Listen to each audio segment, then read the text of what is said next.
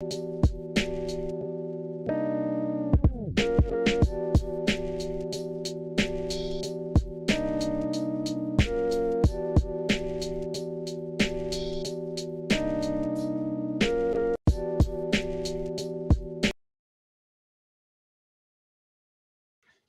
it going, everybody? This is Alex Caceres, and you're listening to Story of the Fight.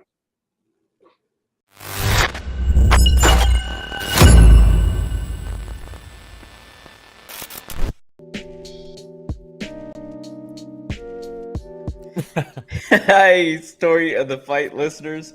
Welcome to another week. Maybe not on a Sunday. Coming to you on a Monday. My name is Romero. That's my boy Will. What up? Story of the Fight is where we cover everything combat sports, mainly MMA. But Mainly on this UFC. 4th of July, man, I'm excited. I'm excited to be talking. Are yeah, you? mainly UFC. Yeah. Oh, and some Ryzen and some one when Will throws some Eastern fight knowledge on us. Yeah. But yeah, man.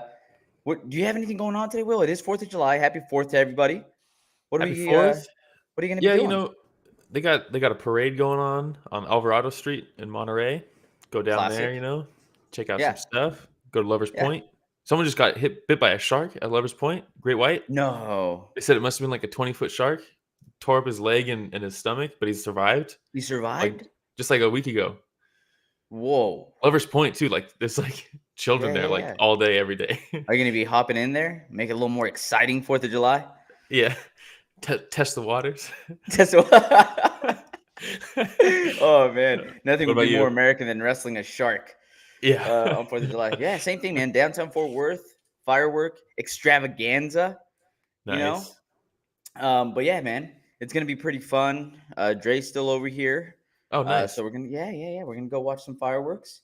You know, and when Gonna I'm light thinking some about fireworks, no, I don't think we're not gonna light any. Are you? Just watch them. No. Yeah, just watch them, dude. I don't trust myself handling those types of explosives. You know what I mean? Yeah, dude. No, I do something stupid. I know I would. But for anybody that likes our content, even remotely, please like, subscribe, hit the notification bell. That way you know whenever we're going to be doing anything, uploading any new videos, whether they're shorts, fight companions, fight recaps like today's. If you don't like watching us, but you like listening, you got Spotify, Breaker, Podcast Radio Public, Google Podcasts, Apple Podcasts, Anchor FM, pretty much anywhere podcasts are found, and then social media. Yeah, it's at Story of the Fight on everything. Instagram, Twitter, TikTok, Reddit. We're back on Reddit, unbanned. Still haven't been banned from TikTok, but I continue getting warnings every time. We're on the line. But it's Story of the Fight everywhere. Everywhere you want. Pushing the envelope. Yeah. As Charlie Murphy said, habitual line stepper. That's me on TikTok, dude. Yeah. What were you going to say? I was going to say we created a Twitch account as well. I think we're going to start branching out where our live streams are in these upcoming weeks. We just have to iron out the details and get that. But Story of the Fight was available on Twitch, and it is no longer because we took it. It's ours. Dang. Yeah, it's our handle. Yeah, it's ours. Speaking of fireworks, Will, some would say there were fireworks Saturday night. Some would say there weren't. Yeah. You know what I mean? Do you want to start covering UFC 276? Yeah, let's do it. Let's do it. All right. So we can go ahead and get started with the main event, Israel Adesanya versus Jared Cannonier. Now, as we get going into this, Rich the Casual, our producer, by the way, shout out Rich the Casual, asked you in the beginning, he said, hey, the whole thing with Israel Adesanya saying, like, he's going to knock him out, and he did knock him out. Why would he do that? Explain, Will. Yeah, I mean, everyone's trying to knock somebody out, especially a striker, right? It's easier said than done, and it takes two to tango, right? Like you can't, especially for a guy like Izzy, who's generally a counter striker. And going into this, you think stylistically, Cannonier is a guy who does kind of brute force his way in to his entries, a lot of straight shots, but something that Izzy traditionally has been able to pretty much style on and like take advantage of, right? And use it against you, like he did with Paulo Costa, right? Bulldozer guy coming in, bop, bop, bop, bop, bop, until you're on the ground and you're like, what the fuck just happened? That's kind of how I thought this fight was going to go, if I'm being honest. But it's easier said than done. And I know people were kind of disappointed in the fight itself. That it was a boring fight, and Izzy's kind of a boring champ now. He keeps going to decision, all this stuff. But the reality is, the dude is an expert at getting hit and not getting hit, and he continues to hold his belt. And when it's all said and done, his long list of title defenses is going to be looked back at fondly, and people are going to kind of lose that, like, oh, but he was kind of boring, because the reality is, in my opinion, especially in this fight, he was the aggressor a lot more than we've seen in his past few fights, especially in the second round. He was really coming forward at Cannonier, and man, his angles, dude, as he comes in and exits. Sorry that kind of ranted, but yeah, I mean, he didn't get the knockout, but I thought it was a pretty awesome performance by Adesanya. I think it was a masterful defensive performance. Yeah. And I'm trying to think of who else does such a good job at using their distance. Maybe Jon Jones? Maybe Jon Jones. Yeah. You know what I mean? But but uses it differently. absolutely Jon Jones is a little different, but still uses it well. uses it very well. And he's just a master, man, and making sure that the distance stays at the distance he wants, right? Through his footwork, his front kicks that, like you see right here in the one that Rich put up, the picture that Rich put up. The thing that in the first couple rounds that I noticed with Cannonier is that they were taking turns. He was allowing them to take turns. So he'd come in and he'd try to come in, and then he would stop, maybe because he was fearing the counter if he just bulldozes his way in, like you said. And then he'd wait for like Adesanya to respond with a leg kick, or respond with a body kick, or respond with a front kick, or respond with a stabbing jab, whatever it may be. And then he'd try to go again. So they were taking turns over and over and over again for the first couple rounds. And then in that third round, Cannonier starts closing the distance a little bit more, clinches up against the fence. But the times that Cannonier clinched, I noticed it was like 2.5 to 2 minutes left on the round. Yeah. So that first half, Adesanya was already teeing off with leg kicks and with jabs. Yeah. And so if you're not going to be doing very much in the clinch, and you already gave your opponent the opportunity to score some solid points with his striking, like that control's not going to. Yeah, that control's not going to bridge that gap, right? Exactly. And I feel like that was the case in the third, the fourth rounds, where he probably, if he would have clinched a lot earlier, it might have scored him a couple more rounds. I gave him the third round. First off, Izzy's takedown defense is getting better and better and better too. Obviously, Cannonier is not like known for his takedowns, but I mean, he's a strong dude, fought at heavyweight, and was getting in on Izzy and was able to clasp his hands, but Izzy just didn't go down. And yeah, the common complaint I see about Izzy lately and after this fight is like, oh, all he does is like skirt on the outside and land leg kicks, and then he just coasts to decision off leg kicks. And it's like, I don't know what to tell you if that's what you think's happening. Like you said, he's mixing body kicks, he's mixing his jab really well. His leg kicks, I'm looking at it right now. 25% of his strikes were to the leg, 22 to the body, and 51 to the head.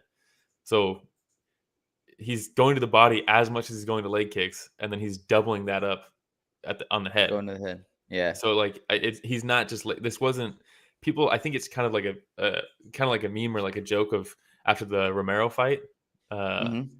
This was not that. This was not that at all. Yeah. And Cannonier, I thought Cannonier fought the third round beautifully, and I was like, "Ooh, this is where you have to turn the tide." You're down. The first two rounds were clear Izzy rounds. He was popping them. I mean, it was an aggressive Izzy that we haven't seen in a while. And but then Cannonier made the correct adjustments.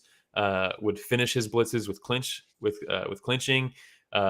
And that's how you do it, right? You don't wait till the second half of the round to start your grappling, because you're already in a hole, right? But from his ability to blitz in with strikes, land strikes, and then clinch as Izzy's trying to do that lean back hook countering, I thought that was like perfect. And I was like, oh man, this is where you turn the tides. You have to take 3 if you're not going to finish them, right? And then the fourth was like, all right, will Izzy be able to turn the tides back now? That's difficult. But then he did, and he kind of froze Cannonier again. And then that's kind of how the rest of the fight went. But I thought it was a very cool fight. It's not one that I'll probably rewatch, but live, I enjoyed it quite a bit. Yeah. Again, I enjoyed it as well. I actually rewatched it again this morning. Oh, nice. Yeah, because it was late. Saturday night. Yeah, I had woken up at 3 a.m. I had to take Mindy and the kids to the airport because they were flying out. Okay. And I couldn't go back to sleep. So I had been up since 3 a.m. And go. I'm watching it. And I just remember thinking like, oh, man, such good defense. And then I start dozing off. And I'm like, no. So I rewatched it. And again, I was really impressed with Izzy's defense. And then a little frustrating with the crowd booing in the fifth round. Yeah. And it is the crowd what it was is. pretty But bad. even The whole Izzy night. said it himself. He's like, they've been drinking all day. Yeah. They've been there all day. He's like, I don't take that personal. You know what I mean? Yeah. Well, it's also like if I'm Izzy, no matter what, number one is win the fight. Yep. Number one, win the fight. Because when you're a champion, not only does it add to your legacy, the amount of new names and title defenses you have on your resume, but you also are guaranteeing pay-per-view points in your next fight. That's millions of dollars on the table. So you do what you got to do to win. And I thought it was an exciting fight. I thought it was nice to see Izzy be the aggressor in the first couple rounds. It's been a while since we've seen that. In the fifth round, Cannonier on one of his blitzes caught Izzy up against the cage, and I think Izzy was expecting him to clinch him again. Yeah, and he caught him. Instead, he threw a right, and then a left, and then a right, and he caught him with that combo, and then he clinched him, and I was like, wait, no. You're catching him right now. Those were some solid shots. Not to say that he was going to knock him out, right? But I think he gave him a better chance. Mm-hmm. But it gave him a better chance. But that's something too. That's why it's so important to mix in the clinching too, especially when you're fighting a striker like that. Because something else to think about. Just something else to think about. Because then as he's coming in, you're like, oh, here comes the clinch, and then you get caught with the right hand. Or next time, he's like, oh, last time he caught me with that right hand, guard that, and then he's clinching you. And then so it just mixes it up a little bit. And a chess match. Did he clinch? He didn't really clinch much in the first 2 rounds, right? From what I remember. Yeah. Nope, but the third, man, he fought a very good third round. Sal Diamato gave it to Izzy still. And of course. But that's what I thought Cannonier needed to do to try to win this fight. Because again, you cannot just Izzy's a master at controlling the distance. Yeah. And those legs, man, he has the longest limbs, and the way that he, his stance where his arms already kind of out a little bit. So his jab's so quick, man, because it's already halfway there. It's just a quick pop. Yeah. Right to his face, but it snaps his head back still. So he still has some power behind the jab. Like he just knows how to use his limbs so perfectly, man, for his weight, his height, and everything in this division. Yeah. So just eliminate that. Yeah. Shove him against the cage. Make it as dirty as possible. Throw some elbows in the clinch. And when you are clinching him right there, it takes away his biggest asset with his footwork. You can't, if you're pressing him against the cage, he can't style on you with his footwork and hit you, and then you're like, whoa, where'd he go? Because he's out this way. And I thought it was style on you with his footwork. Yeah. The last style bender. The last style bender. Yeah. Richie Casual loves that nickname, by the way. Yeah. I think. I enjoyed this fight. I think it's a cool. It's a cool new name on Izzy's resume. And we got another one coming soon. I was excited for it. So cool. You give him Pereira? I mean, it's a fight to make, right, at this point? You got to do it. Yeah. Who else, right? I mean, he took out Cannonier. He already took out Whitaker twice. Took out Marvin Vittori. Twice. Sean Strickland just lost. I mean, yeah. You got to do it. He's clearing out the division. And if he does get Pereira next, this is what you want to see in a weight division. You want to continue seeing new blood over and over again. Cannonier now needs to fight outside of the top 5. I hate when someone loses a title shot and then they fight like the number 1 contender next, and you're like, what are we doing? Maybe Cannonier versus Strickland? just get Strickland out of the UFC. No, let's see. Terrible matchup in the top 5. Yeah. I don't know. They're doing Vittori versus Whitaker, right? I believe so. I know that's something that was just recently canceled. Talked about it. Yeah.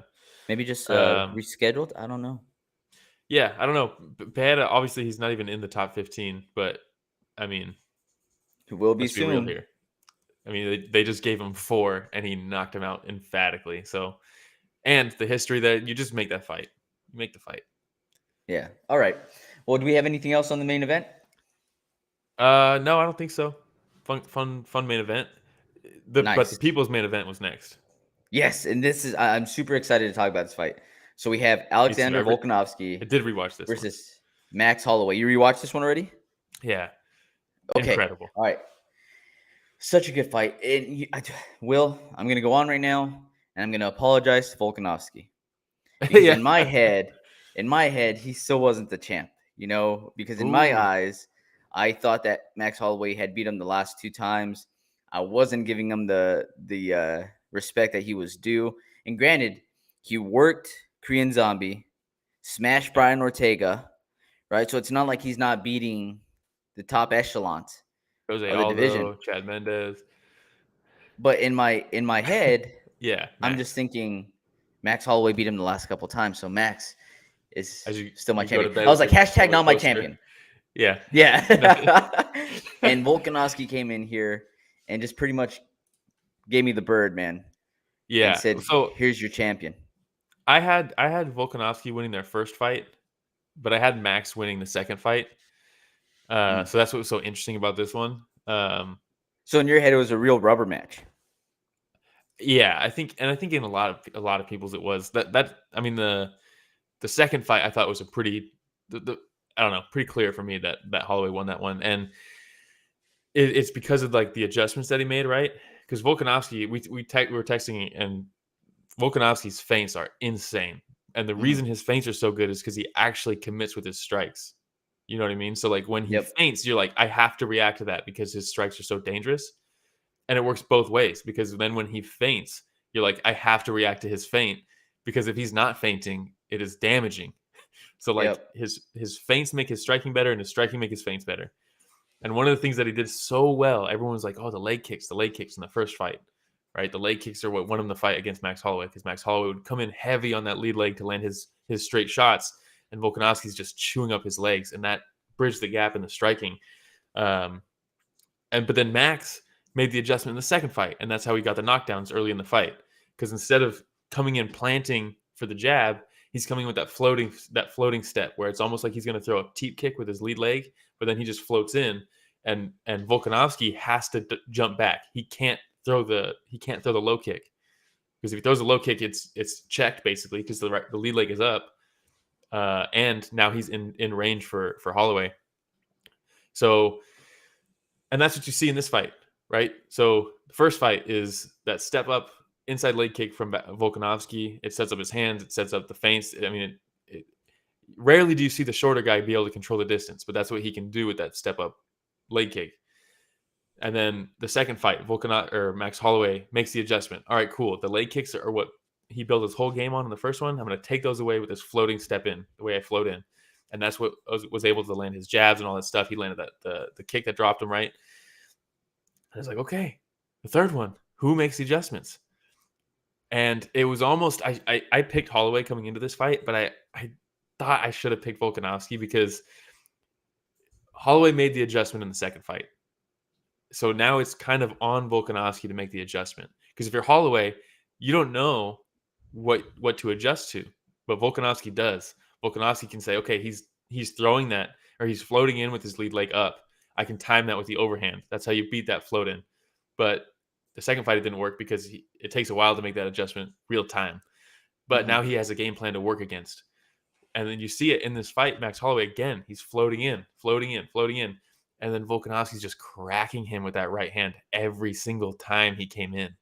And then it busted him up over the eyebrow like this. And I thought, Holloway's going to have to make an adjustment here. He can't just keep floating in, and he kind of never did. He just kept kind of approaching it the same way until the end of the fight. He started getting a little bit more reckless because he needed to. But that's kind of how rematches go, right? Or trilogies especially. It's like, who won the first one? Can he make the adjustments? Oh, he made the adjustments? Can the other guy make the adjustments? And Volkanovski's a fucking champion, so he can make those adjustments. Sorry if that was long-winded. No, and you have Eugene in his corner too. Yeah. Which is a master also. Let's not forget Lopez.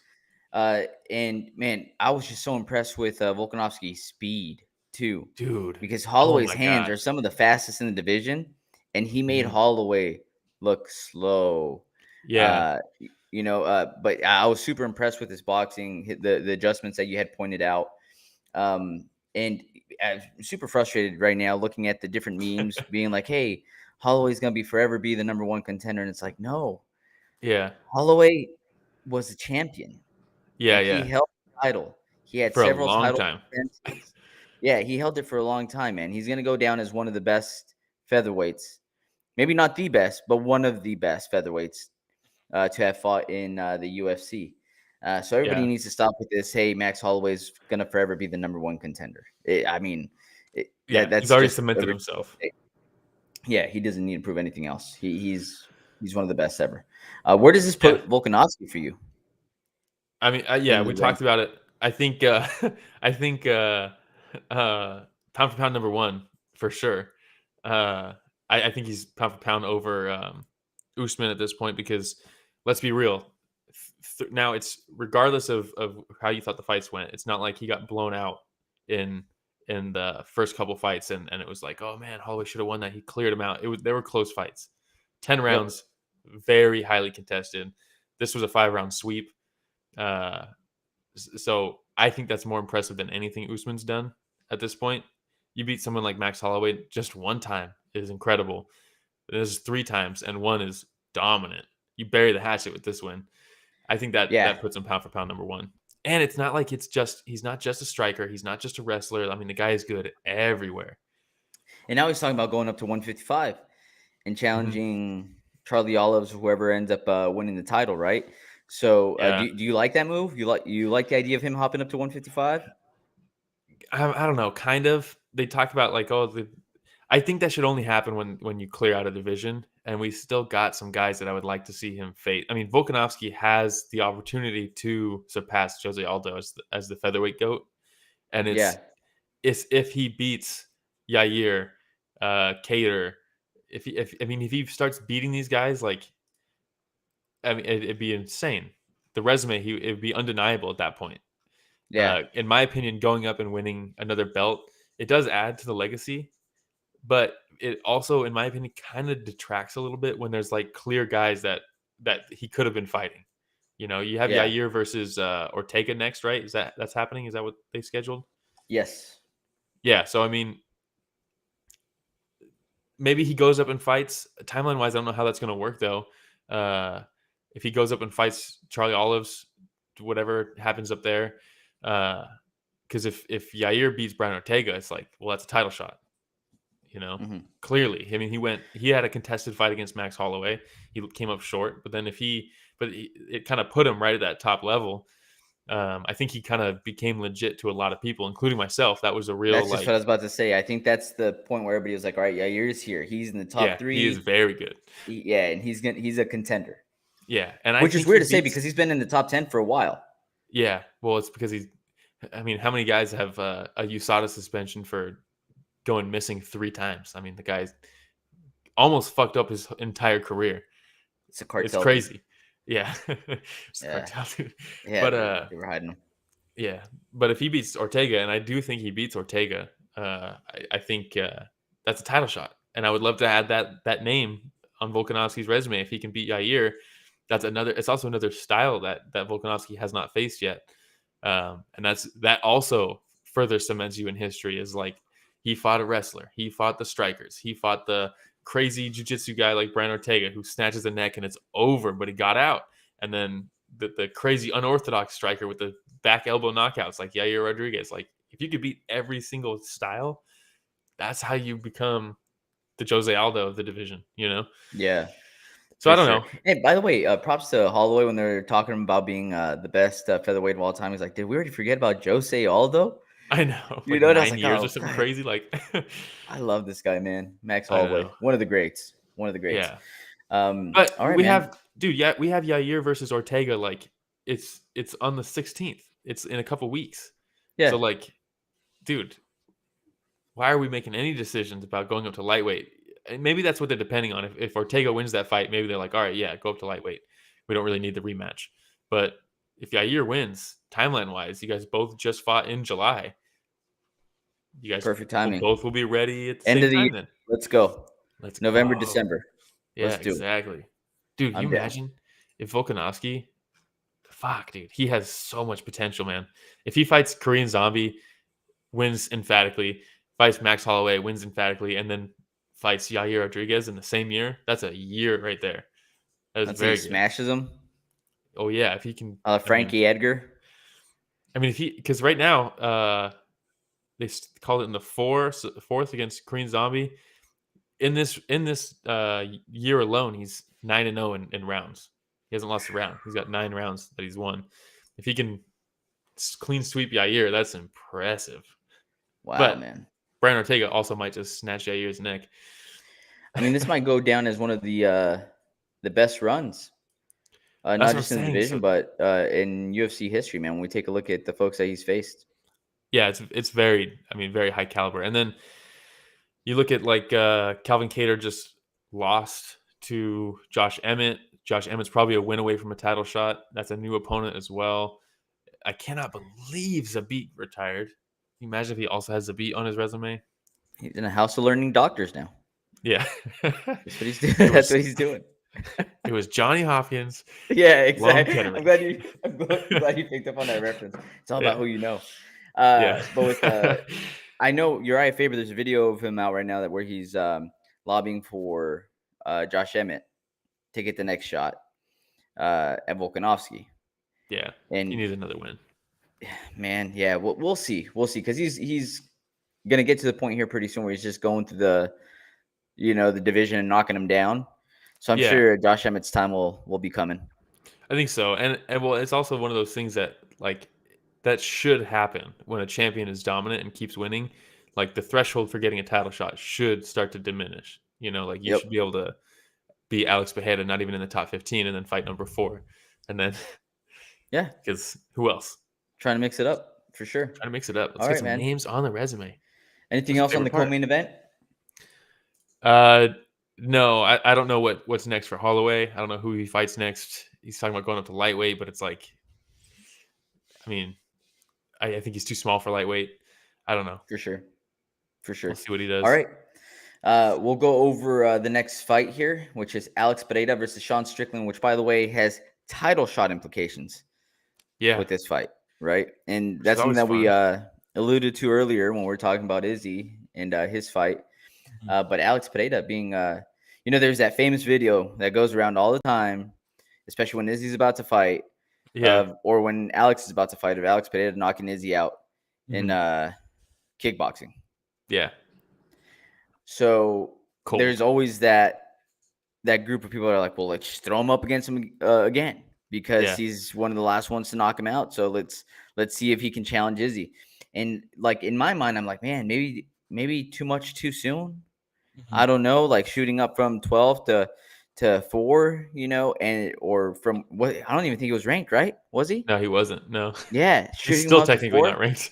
And boy, was I wrong, man. I actually got holy smokes. I actually got not even a discussion about this one, because I was like, yeah, I mean, Pereira's takedown defense was like actually impressed me. And everyone's like, what the fuck? He got taken down like multiple times. I'm like, okay, well, like, yeah, but like he impressed me for what my expectations were. It's not like I'm saying he has like elite takedown defense. It's just I had a very low bar coming into his UFC career that his takedown defense was going to be non-existent. And then he actually had decent takedown defense against the wrestlers, or working against with, a wrestler. Glover Teixeira, right? Exactly. Yeah, just constantly. And so going into this one, everyone's like, no, Sean Strickland's grappling is going to nullify him, all this stuff. And I was like, dude, Sean Strickland, going into this is what I thought. Sean Strickland's stand-up is going to get him knocked out if he tries it, because he just walks, he squares off with you. He walks forward. He tries to parry your jab so he can land his floating straight shots. They don't have much power, but eventually they'll overwhelm you. But his feet are together. He's squared off, and his hands are low, and he's parrying like this. Let's keep this up real quick, Rich. He's always reaching, which is okay sometimes in MMA, but not against a kickboxer, especially a kickboxer who's known his best weapon is his lead left hook. Awful strategy. So I was like, all right, if he tries to strike with him like he normally strikes, he's going to get knocked out. His grappling is more clinch heavy against the cage, grind you out. If he tries to clinch with Pereira, he's going to get chewed up with knees and elbows, just like Bruno Silva did. So the clinch game, Also, you can't do it. And Sean Strickland is not a proactive grappler. And like, he's not shooting power double legs like GSP used to. He's not entering all crazy from across the cage to shoot on you, which is what you need to do to take down Alex Pereira. So I was like, he's not going to shoot the way he needs to. His clinch game is going to get him chewed up. And if he tries to strike like the only way he knows how, he's going to get knocked out. And then they started the fight, and he starts walking him down, and his feet are close together. He's squared off, and he's trying to parry the jab. And I was like, oh no, this is going to be really bad. And now you can change the pictures, Rich. But and yeah, that left hook that dropped him was right there. Yeah, right there. And then the follow-up shot as he was trying to get up, because that, like, right there. Shout out Rich. Perfect timing on the pictures. Yeah, Rich. That's hilarious. Man, that follow-up shot. The power. Yeah. The power, man. It for me, like, watching Strickland walk around in the octagon, he seems so nonchalant.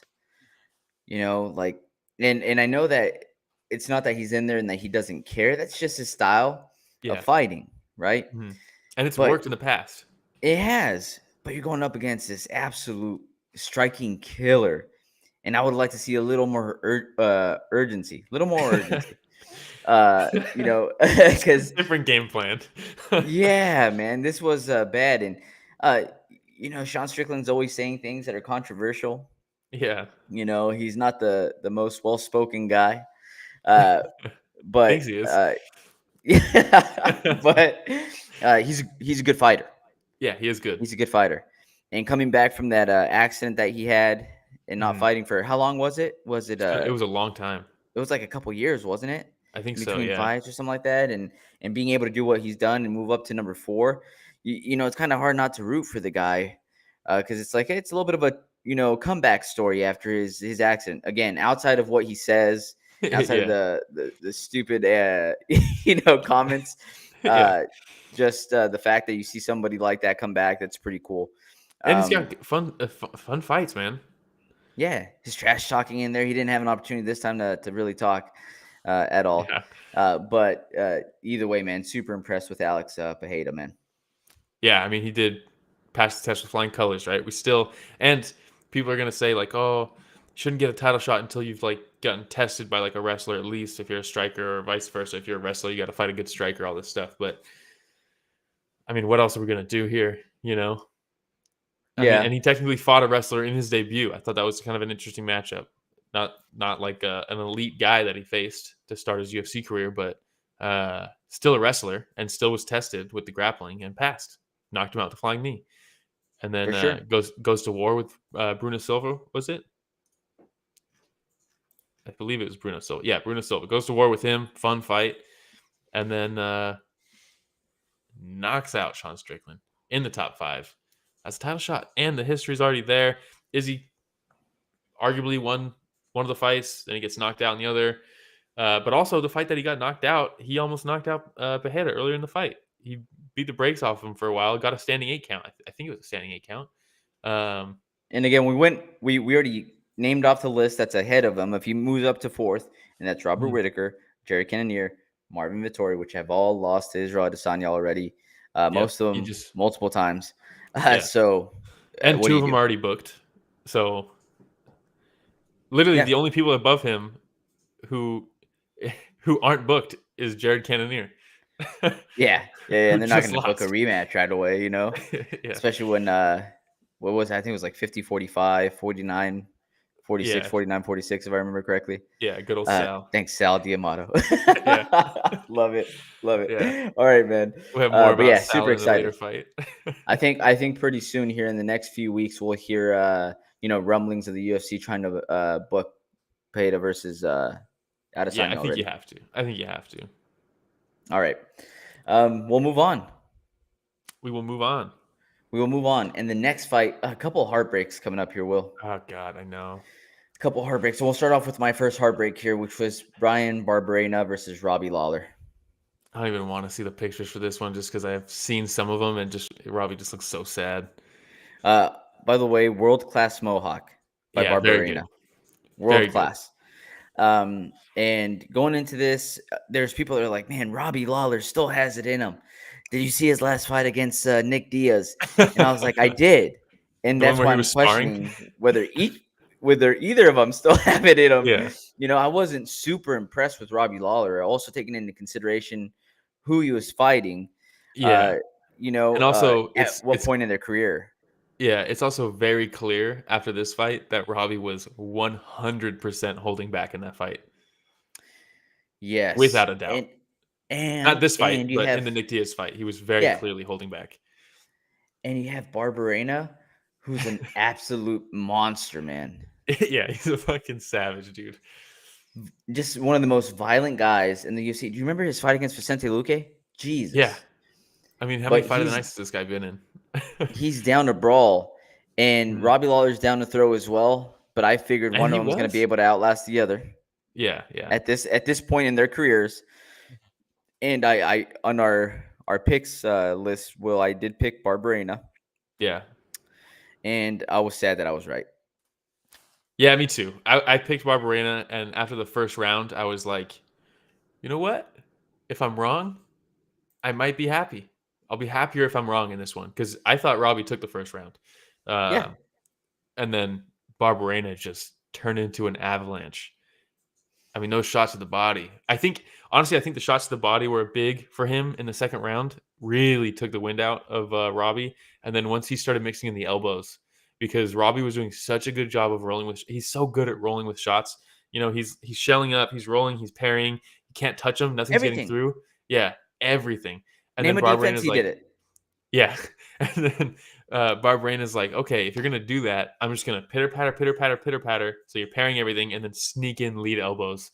And I think one of the lead elbows like really rocked him, because towards the end there, it looked like he was kind of just gone, just in mud, Yeah, couldn't move his feet, sure, man. His hands were low. He was swinging wild a little bit more, and Barberena then really turned it up, because there was a point where, like, you see Robbie Lawler, like you said, parrying, head movement, ducking under some, and I was like, man, this looks like old Robbie Lawler. Yeah. And then as he starts getting a little tired, Robbie Lawler has this weird neck and face structure where when he starts biting down on his mouthpiece, it's really obvious. Yeah, and, you see like all these like veins and all kinds of crazy stuff pop out of his neck, and you could really see it in his jaw. But then as the second round started going, you see him biting down his mouthpiece a lot more and willing to take some of the shots, to give some of the shots. Maybe he was getting a little bit tired, I don't know, or maybe he felt a couple of shots and thought I could take some of these. But he started biting down on his mouthpiece a lot and accepting some of these hooks and, like you said, the lead elbows and stuff like that. And that's when I was like, oh man, this isn't going to end well. Yeah, no. Halfway through, when did they call it? They called it at round 2 or 47. So yeah, there was he was almost out. He almost made it out of that second round. But halfway through that round, you could see, okay, Barberena is starting to run away with this one a little bit. Robbie had a very good first round, but I think it's probably time, if I'm being honest. I don't really need to see Robbie fight again. Yeah. Same, and it sucks because, man, his title run was one of the best. One of the greatest eras in UFC history is Robbie's title run. Absolutely incredible. I think on the episode we did where we talked about like the best fights for a new fan to watch, I'm pretty sure we picked Robbie Lawler versus Rory McDonald. I'm sure it's one of those fights. I mean, we could have picked multiple Robbie Lawler fights. Yeah, even their first fight, Robbie versus Rory, the first time, it was, in my opinion, a pivotal moment in UFC scoring, because at that time it was lay and pray. Benson Henderson, I think, was the champ, or he just lost his belt. It was just, I mean, the landscape of the UFC was lay and pray, and Rory, being the prodigy of GSP, right, for Asahabi, he was very much implementing that game at the time, and they fought, and man, he was just kind of controlling Robbie on the ground. But Robbie just, like, one of those few guys, Derek Lewis does it now too, but Robbie does it violently, where he just at a certain point refuses to be on his back and just is like, we're not doing this anymore. And then it just gets up and then just explodes on you. And then he did it again against Johnny Hendricks. I mean, the run, he beats Roy McDonald. He loses to Johnny Hendricks. in a crazy fight. They set records with how many strikes were landed in that fight. Then he knocks out Jake Ellenberger. He has a brutal fight with Matt Brown. And then he beats Johnny Hendricks again, one of the most violent moments in the sport's history in the last 30 seconds of the fight, where Johnny Hendricks for the last 2 rounds is just stalling against the cage with his hand or his head in between Robbie's legs on the double leg, just holding him. And then Robbie just starts elbowing him in the side, and he's like, and you're like, oh my God. And then he gets up because Hendricks is like, I can't take this anymore. He gets up, and then as soon as he gets up, he's exhausted, and Robbie just explodes on him. He like throws that body kick that he like jumps through the air for, and he's like throwing hooks, and he's screaming, and you're just like, this guy's terrifying. And then he gets the belt, and then he fights the Rory fight, which was incredible, and then the Carlos fight, incredible. I mean, that run from 2014 to 2016 was one of my favorite eras in UFC history. Dude, it was terrifying. Do you remember that interview where he's talking about snatching people's souls? And the way he says it? Well, because he's talking about like Conor trying to move up in the weight class, and they're like, oh, how would you think that fight would go between you and Conor if he came up to welterweight? And he's like, he says something like, oh, I don't think it wouldn't go well. And they're like, why not? And he's like, I'd take his soul. And everyone's like what? And he's just dead serious, staring into the eyes. Yeah. Like, Jesus Christ, man. One of the most terrifying guys during that run, for sure, dude. Yeah. For sure. But like you said, all good things must come to an end, man. And it might be, especially in this sport. Jesus Christ. It might be that time. All right. Are you ready to move on to the next one? Yeah, let's do it. All right. This one here, Pedro Munhoz versus Sean O'Malley. Yeah. I feel so bad for Pedro Munhoz in this one, man. He's getting so much hate, and it's so undeserved. Well, I mean, Sean O'Malley has a huge following, and a big part of this following isn't necessarily like huge UFC fans or MMA fans or. Yeah. Also, Joe really, really did a bad job in this fight. Oh, where he was like, I don't think he got poked. I don't think it was that bad. Well, he goes, so yeah, the fight starts, right? And obviously there's a ton of hype on Sean O'Malley, and it's his first big test. This is his first fight in the top 10, right? And everyone's saying, oh, they picked the easiest matchup for him. There's a lot of Sean fans. There's a lot of Sean haters. I'm a Sean fan. But everybody's saying, oh, this is the easiest matchup they could have given him in the top 10. It's like, okay, well, whatever. That happens all the time, right? But it kind of like sets a precedent now. It's like, oh, if he wins, then that was the easiest matchup stylistically for him in the top 10. They cherry-picked the opponent. And if he loses, then it's like, yeah, but I mean, he got tested, right? He's first time in the top 10, but whatever, right? Fight starts, and Pedro Munhoz's game plan, perfect game plan. Sit on the outside. As the shorter fighter, sit on the outside. Don't blitz in, because then Sean's going to counter you with his hands, and just land the outside leg kicks. Heavy leg kicks, right? Sean O'Malley checked a lot of them. Very good. Because also, history tells us that Sean's ankles aren't the strongest, right? He broke his ankle off on a kick against Andre Sukumtau, and then Chito Vera destroyed his ankles with leg kicks. So if I'm Pedro Munhoz, that's what I'm going to do. I'm attacking those legs, and specifically the calves. But Sean did a good job checking him, so cool. Pass that test. He can take leg kicks now. In the first round, Sean throws. I think this is a shot of him turning his knee towards the kick, right? Yeah, did a very good job in that, and that's what you want to see, right? That's evolution in the game, because before he would just eat him heavy. Pedro Munhoz throws the push kick to the body, Sean throws a push kick to Pedro Munhoz's body, and clearly the whole bottom half of his foot hits the cup. They stop the fight. Sean apologizes. They're giving him some time. On the replay, Joe's like, I don't know, it seemed kind of low, or that didn't seem like it really got him. And they're like, DC's like, yeah, it looks like the heel probably got the cup. And Joe's like, I don't know. It's like, what are we doing here, Joe? And then the crowd's booing because it's stalled. And he's like, I think they're booing because the kick didn't land on the cup. And you're like, Joe, what are you doing? Like, what's going on here? Yeah. And then Pedro wins the first round with the leg kicks. Second round starts. Sean's starting to land a lot more, because the first round, it really kind of showed that unless you're moving forward and throwing your hands, Sean has a difficult time being first. And maybe that's just because he was more cautious in his approach in this one, because he did start to open up a lot more in the second round. But then he pokes him in the eye. And immediately, Joe's like, I don't know if that even got him. And we're like, Joe, what are we doing? Why? What's going on? And they show the replay. He clearly pressed. It was an accident for sure. And his fingers weren't like this. He wasn't reaching out like this. His hand was like this. But the way he pressed on him as he's coming in, I think it was the ring finger was on the eye. The eye was closed. It was like this. But if you're pushing somebody, thanks, Rich. If you're pushing somebody like this, and you're pushing them away as they're coming in, this finger is gonna push them in the eye. It's gonna do damage. It's not like, oh, his eye was closed. It doesn't count as an eye poke. It's like the thinnest skin. It's nothing. And he pushed on him. So it's an eye poke. And Joe, even after the replay, is like, yeah, it didn't look that bad. And you're like, Joe, why are we doing this?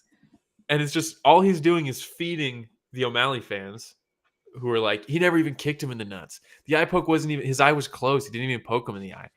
And then, of course, they call the fight. Very disappointing, because the fight really never even got into second gear. They call the fight. People are now clowning on Pedro Munhoz, saying that he was trying to get DQ'd. He was trying to get Sean DQ'd because he didn't want the fight, even though he just won the first round. And he's gone to war with Jose Aldo and Dominic Cruz and like the best in the division. Clearly not a guy who just wants out. And now they're trying to post pictures of him in like mirrored videos where he's talking to his selfie cam. And they're like, he's holding the wrong eye closed. The other eye got poked. And it's like, do you not understand how fucking cameras work? Like, but if you go on his Instagram, oh Lord, if you go on his Instagram, sorry, this is just a whole, I don't think you said one thing this whole fight. I've just been fucking steamrolling through. But if you go on his Instagram, he normally averages like 50 comments per post. Every post now is like thousands of comments of just people shitting on him for faking the injury and all this stuff. And it's like, I feel so bad for him. Yeah, that's messed up, man. I thought Pedro Munhoz had a very, very good shot of winning this fight. Going in, I picked Pedro Munhoz to win this fight, even as like a plus 250 underdog or something like that. Mm-hmm. And after that first round, I felt very, very confident in my pick. Yeah, I mean, he won that round clearly. Sean really didn't do much. He landed like 2 body kicks. Yeah.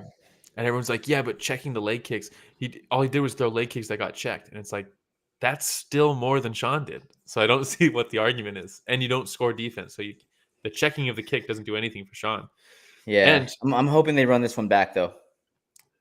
I would like to see that. Yeah. It's a good matchup. And they kind of got the feeling out process already settled now. So you would think that the second, a rematch would kind of start a little bit more in second gear. Also, shout out to Sal D'Amato, the only judge that gave Sean the first round. Oh, really? Yeah. Oh, man. So, all right. Well, on that note, yeah, sorry, I just took over and talked. It's just told the whole story on that one. It's all good, man. Yeah. Before that, we had Jalin Turner versus Brad Riddell. I was excited to see this one too. Brad Riddell, some of the most solid striking, right, in lightweight division. Jalin Turner's been running through his opponents, and I figured, okay, here's another one where this is this guy's toughest test. Let's see how he does. And dude, wow, we've been talking about Jalin Turner for a while now, right? But like you said, this is the biggest test that he's had, and oh my god, I expected this fight.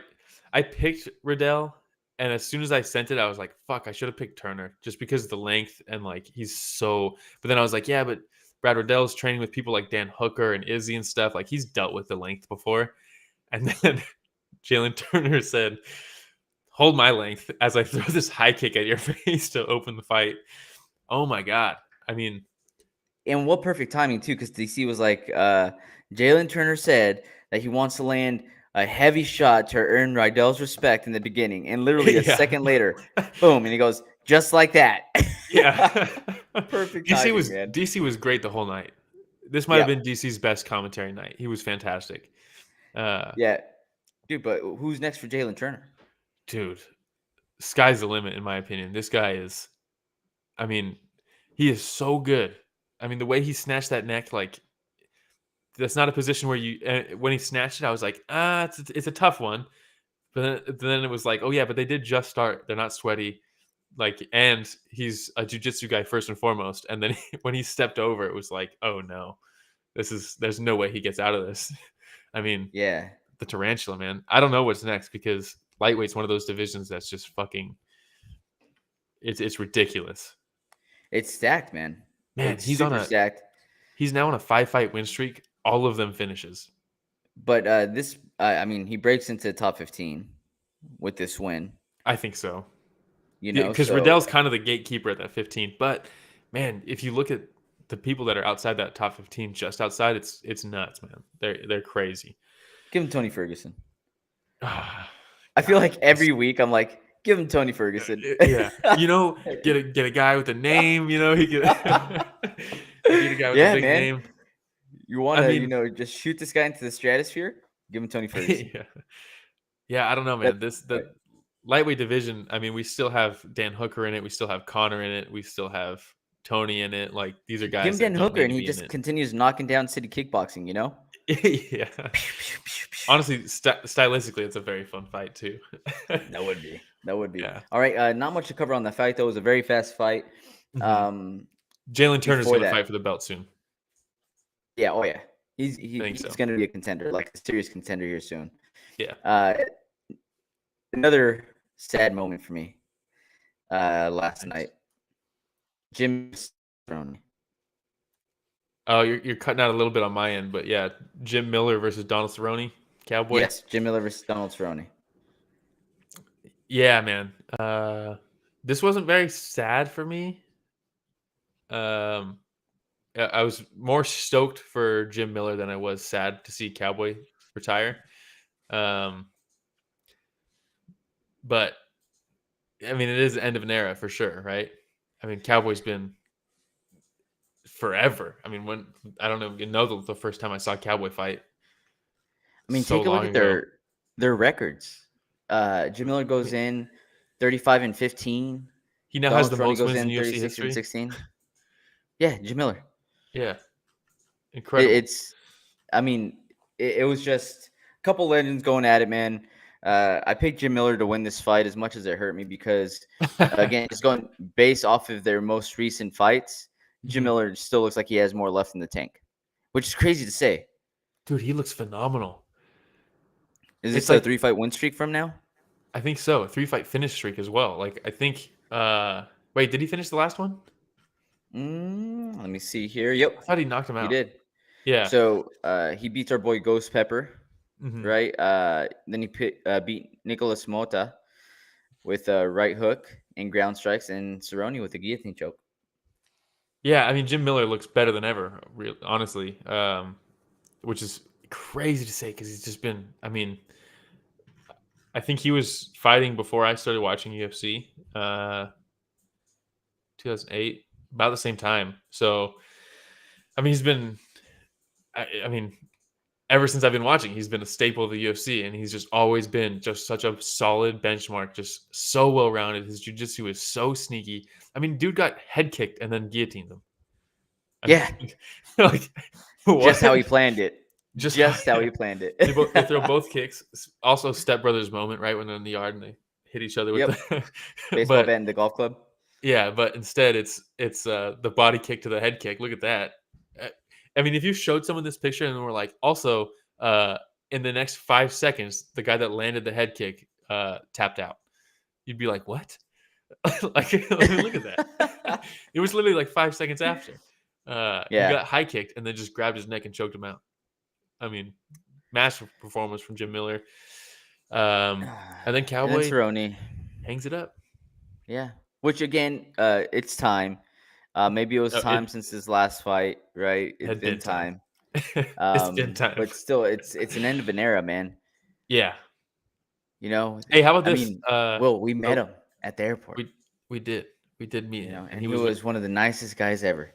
There are a lot of stories of the exact opposite, and a lot of people do not like him because of those stories. But the only experience I have was very positive. Yeah. And that's all I can speak to. Same here. Yeah. Same here. Very Forever nice. a fan. Forever a fan. Yeah. Yeah. How about when they the first time they fought, Jim Miller versus Cowboy, Cowboy finishes him with a high kick. That's how he beat Ooh, him. When was this? 1985? 2014. When? It was Man. actually July 16th, 2014. So almost exactly 6 years ago, or Wow. 8 years ago. God damn. That's crazy, huh? Yeah. Yeah, 8 years ago. Time flies. All right, man. We got a couple more fights to cover here. We're almost at the 1 hour mark. We'll go ahead and move on to Ian Machado Garry versus Gabe Green. Yeah. Since when is he going with the Machado also?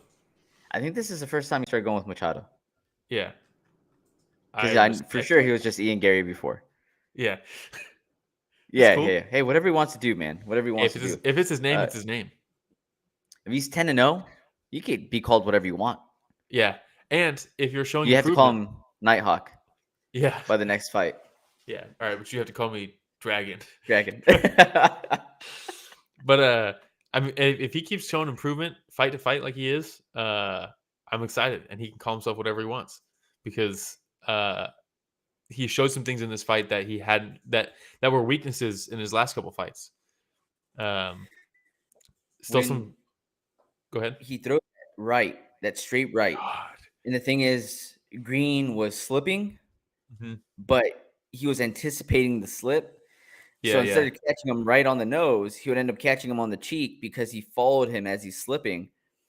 And his accuracy, man, was more impressive than anything else that I saw. That and the hand speed. The when he started really putting together like the 1-2s, that the hand speed was there, man. It's like you said, Gabe would slip, but it didn't matter because even if the first one missed, the second one was already on him. Like when he really decided to go, it was like, whoo! If he just kept doing that, he'd probably get the finish here. But obviously, that's not how fighting works. But much better at not just walking straight backwards to evade shots. Still definitely has some room to grow on like the ringsmanship and just his awareness of the cage and just how to move throughout it. But still much better than just moving straight backwards, eating shot after shot after shot like he did in his last fight, which he ultimately won. But I mean, he just showed a lot. He showed a lot of improvement in this one. And that was the biggest thing. I was like, man, his footwork needs some work defensively. And he worked on it. It's still not elite, I would say, but he worked on it. He kept Green guessing, though, a lot more with his lateral movement back and forth. You know, he'd take a couple steps to the left, a couple steps to the right, and then one step. And it was just back and forth. He kept him guessing the entire time. Yeah. The one thing that I really need to see from Ian Garry, though, I need to see a little more mean. Yeah. Just a little more mean. Yeah. He pokes Green in the eye. Yeah. The ref doesn't catch it. Gary's the one that stops the fight and says, I poked him in the eye. You know? He goes back. They touch gloves and like, hey, sorry, it's all good. Later on, Green pokes Garry in the eye. The ref doesn't see it. You know what Green does? He fucking presses. He's like, here's my shot. Here's my opportunity. I'm like, dude, Garry, cool and all. Like, you're in a fight. You're in a fight. Also, back to your point about keeping him guessing side to side. If he hadn't improved in that game, I think Gabe wins this fight because Gabe did such a good job at even though Garry did a good job of keeping him guessing, Gabe was never following at any point. He did such a good job of cutting off anytime he did move laterally. That I think if Garry was still retreating straight back in this fight, I think Gabe would have caught him. But he did adapt, and as a direct result, I think that's how he won this fight. Ian Machado Garry, man, he's here. He's here. Yeah. All right. I think this is gonna be the last fight we're gonna cover. Yes. Is it? Yeah, right. Dricus du Plessis versus Brad Tavares. What a fucking fight. Yeah. Remember we said we're like the two sleepers of this card are Jalin Turner versus Riddell and du Plessis versus Tavares. What a fight. Yes. Absolutely. And dude, du Plessis, oh my God, the amount of ground that he covers when he lunges is it's like insane. It's like the Vitor. Remember when Vitor when he first started doing that, where each step would have a strike, and he's just darting across the cage, and you're like, "Oh my God, what's happening?" No, for sure, man. It was crazy. Yeah. Du Plessis looked a little sloppy that first round. Yep. and then and seemed to start. Tavares looked very good in that first round. Yes, but then he started landing some of those shots in that second round, carried on to the third round. Man, and the thing with Duplessis is when he was lunging in that second round, it seemed like he was missing the first one, but he'd follow up with the second and third. Yeah. And whether it was the second shot or the third shot that landed, but one of them ended up landing. Yeah. You know what I mean? And there was a lot of damage in those shots. He looked very good. And they kept saying, like, oh, man, I think he's gassed from those darts. I think that's just his body language, man. And shout out Coleslaw with the happy fourth. Yeah, Coleslaw. Good old Coleslaw. But I think that's just body language. And maybe it worked to his favor because he looked exhausted. I mean, he's like breathing heavy. He's like physically moving with each breath that he takes. But then, man, he landed. I mean, his output just kept growing. I'm looking at the stats right now. Duplessis, 14 out of 26 in the first round, strikes landed versus thrown, 39 out of 75 in the second, and 60 out of 111 in the third. But he looked exhausted. Like, I mean, I feel like we've said this before about Duplessis. I think so. Yeah, because, I mean, he looked exhausted in the third, but he quadrupled the strikes that he threw from the first. Yeah. That's nuts. I mean, man. that's crazy. That is crazy. Nuts. And he just didn't give Brad any time to breathe. And Brad hurt him in the first round. He did. I mean, Tavares is no joke, man. He is very good. Yeah, and with Tavares, I would have liked to see him use that front leg kick more. You know, because as he's blitzing in, it's a very easy way to kind of stop him in his tracks. Mm-hmm. Well, maybe some lateral movement. Yeah, and when Tavares was first with a jab, he'd stop Duplessis in his tracks. Yeah. But yeah, man, I think it was such a phenomenal job by Duplessis and just a little overwhelming for his opponents. Not just Tavares, but just any opponent that would have to put up with that type of output. And it's not just output. Like, you saw Barberena with a high output where it was like touch, hard shot. Touch, hard shot. Duplessis, everything he was throwing had as much power as he could throw into it. Yeah. Which makes it even more impressive. Yeah, and Brad was trying to do what I would think if you're not going to, outside of the lateral movement to stop those darts, you should try to throw like a step-in knee anytime he darts in, right? And he was trying, and Duplessis just kept running through it. The guy's a tank. I mean, there are some short shots that someone might catch him in those exchanges if he just keeps darting in like that over and over and over again. Someone might catch him coming in a little reckless. But maybe he's just willing to keep doing it until he has to make the adjustment. But that might get him knocked out in the future. But that's what keeps you on the edge of your seat. You know what I mean? Stay tuned. Stay tuned. That's hilarious. But man, how many times have we gotten excited for a Duplessis fight and then it doesn't happen? I mean, I feel like this guy could have fought like 20 times already. But I mean, his last 4 fights were canceled. That's nuts. I said 4 canceled fights. I mean, Tavares probably wished that he canceled this fight too. Yeah. Yeah. I mean, it's been a whole year since we've seen him. July 10th was his last fight, which was a knockout, right cross. But since then, he was supposed to fight Andre Muniz, Kelvin Gastelum, Anthony Hernandez, Chris Curtis, and then now he got Kelvin Tavares. Gastelum would have been a fun one too. All of those. Andre Muniz would have been very interesting with his grappling. Yeah. Anthony Hernandez would have been a fun knockout for Duplessis, and Chris Curtis is a gamer, man. Would have been cool, but Chris Curtis had to go to war with Rodolfo Vieira instead. It is what it is. Yeah, but very excited to see Plessis again. Fun fight. I think that's it from the fights we're going to cover. I just want to give an honorable mention to my girl Jessica Rose Clark, who lost again, now falling to 11-8. I think we're pretty close, Will, to that point where we're going to see. I think we might be there. Separation. I think we might be there. I hope not. I think that fight was kind of like a winner stays in the organization, loser is gone, because I think Stoliarenko was like 0-4 in her last 4 fights, I think, coming into that. And then she came in and she's like, I am not about to lose my job. Catch this armbar that you seemingly don't know how to defend because it keeps happening. Jessica Rose Clark probably losing her job and lost her arm. Oh, yeah, that was nasty, man. It was bad. It was really bad. It was bad.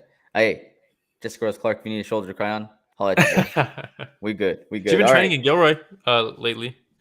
Yeah, I saw that. the DC's wrestling new gym. Yeah, Right? Yeah. definitely helping.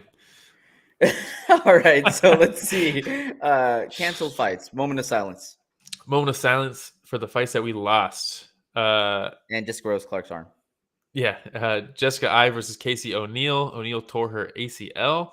So Jessica I takes on Macy Barber and loses. And Misha Tate versus Lauren Murphy was supposed to be in the main card somehow, but Lauren Murphy said, "Don't worry, guys, I got you. I got COVID."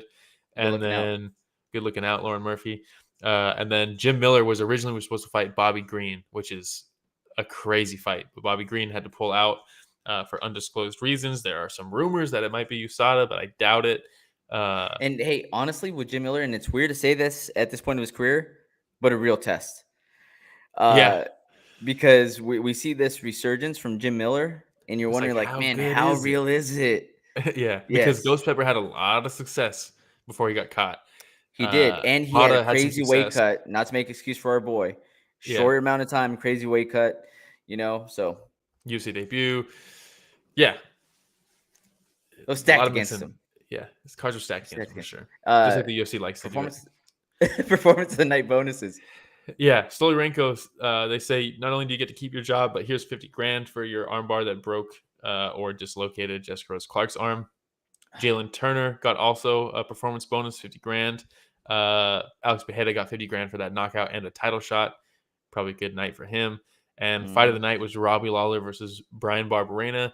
Kind of surprised that Volkanovski didn't get a performance bonus for beating what some people consider the featherweight GOAT in all 5 rounds, but it is what it is. He got pay-per-view points. I mean, that one, and I thought Duplessis. I thought that should have been Plessis fight was very, very good too. So there's maybe I thought Duplessis Tavares. I thought Duplessis Tavares should have been fight of the night. Maybe they're like, hey, Robbie Lawler, this might be your last one. Here's $50,000. And that's what I'm thinking. It's a going away. Also a good fight though. It's a fun fight while it lasted. Yeah. All right.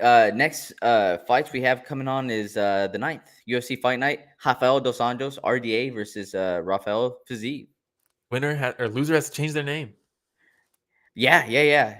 Or Rafael has to go by Rafael, and Rafael goes by Rafael now. Yeah.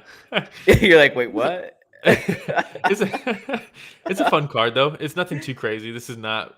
I'm not going to be one of those guys that's like, no man, this is a sleeper card, dude. A lot of good matchups on this one. I don't think we're quite there with this one. And it also Petrosian on there. Petrosian versus that's a very good fight. But when the co-main event is a guy who's it's his second UFC fight. Yeah, that's tough.